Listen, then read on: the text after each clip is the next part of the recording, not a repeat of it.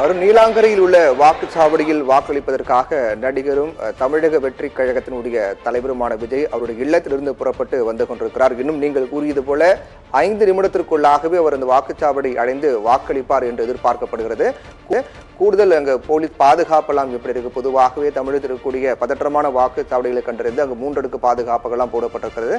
நீங்கள் இருக்கக்கூடிய வாக்குச்சாவடியில் காலை முதலே வாக்குப்பதிவுடைய நிலவரம் எப்படி உள்ளது? பொதுமக்கள் வாக்காளர்கள் வருகை எப்படி உள்ளது?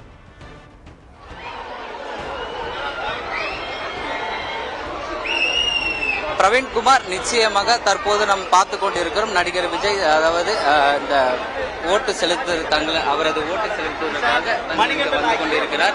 இந்த தற்போது அவரை உள்ளே வருவதற்காக வந்து கொண்டிருக்கிறார். அவரை வரவேற்பதற்காக காவல்துறை தீவிரமாக அங்கே கட்டுப்படுத்திக் கொண்டு வருகிறார்கள்.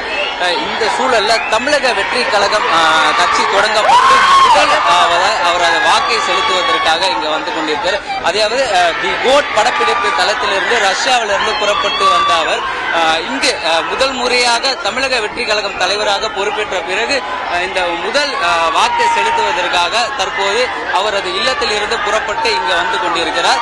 இன்னும் அதாவது உள்ளே வந்திருக்கூடிய பொதுமக்கள் சூழ்ந்து இருப்பதால் இந்த பகுதியில் பெரும் சலசலப்பு ஏற்பட்டு வருகிறது.